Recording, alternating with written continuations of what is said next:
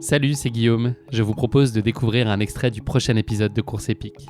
Course épique, c'est chaque semaine un invité, une course, une histoire hors du commun. Je vous donne rendez-vous tous les mercredis pour découvrir un nouvel épisode et vivre une grande et belle histoire de course. Mais avant ça, place à un extrait de notre prochain épisode. Comme tu l'as dit tout à l'heure, c'est un parcours que je connais bien parce que c'est le parcours des 10 km de Tours. Donc je suis en confiance. Et je m'étais dit que je commencerais, j'avais travaillé, on va dire, de foulée pour pouvoir passer de l'une à l'autre au besoin. Et je pars avec une foulée assez légère, forcément trop vite, mais ça... Le classique. Parce que c'est un peu habituel. Et je suis contente en fait de partir tranquillement avec mon petit groupe de gens qui visent tous le même objectif que moi. Au 5e kilomètre, on n'est pas loin de l'abbaye de Marmoutier et on a ce premier ravitaillement où je réalise qu'il va y avoir un problème parce que le meneur d'allure s'arrête pour boire. Et je me rends compte en fait que l'eau est donnée dans des verres extrêmement grands que je suis pas capable de tenir avec une seule main. Donc je suis un peu obligée de m'arrêter et moi je m'étais dit je prends un verre et je pars en courant et c'est pas du tout possible quoi. Donc tu t'arrêtes au moins peut-être 30 secondes et le meneur d'allure dit hop on y retourne et on le suit et on repart et ça je me suis pas dit sur le coup ok c'est une catastrophe mais je me suis dit on a un problème là, il faut que j'arrive à ne pas m'arrêter parce que sinon comment je fais pour tenir mon objectif. Et juste après ça il y a le fameux pont où on a tout le dénivelé de la course. Tu sors les bâtons. Ouais. C'est ça. Et en fait, dès ce moment-là, je me sens pas facile. Donc ça, c'est une toute petite inquiétude de me dire non mais on est au tout début du marathon, c'est une blague, c'est pas possible. Et puis on passe le 10e kilomètre, nouveau ravitaillement, nouvelle incapacité à le prendre en courant.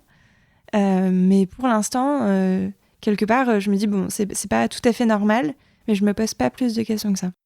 T'es pas dans l'analyse, en tout cas, t'arrives à en tout cas pas te focaliser sur ça et à essayer quand même de profiter ou en tout cas de rester concentré et pas te laisser envahir par le doute. Exactement, je prends un peu plus de distance et je me dis mais c'est un marathon quoi, donc normal.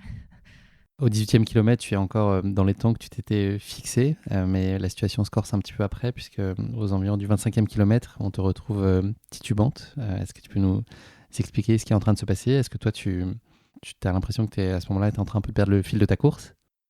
Oui, en fait, à partir du 15e kilomètre, les ravitaillements sont plus que tous les 2,5 km. Donc tu as l'occasion tout le temps de boire de l'eau. Et moi, j'ai très soif, tout le temps. Et on a toujours cette situation où à chaque ravitaillement, on s'arrête entièrement. Le meneur d'allure qui repart plus ou moins en même temps que moi.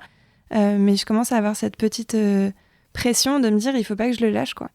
Et il y a même un ravitaillement où le meneur d'allure s'arrête et va aux toilettes. Donc tu te dis, mais c'est fou quand même, comment c'est possible ? On perd pas mal de temps. Et je réalise petit à petit que avec ma technique des 6 km là, finalement, je cours mes 6 km beaucoup plus rapidement que prévu, puisque je m'arrête complètement au ravitaillement. Donc je me fatigue plus vite. Et arrivé au 25e kilomètre, c'est anormalement dur par rapport à mon expérience de me dire, ok, au semi, tu te sens normalement encore bien. Et je vois des paillettes un peu partout. Et à partir de là, à chaque ravitaillement, j'ai une demi-seconde pour me tenir droite.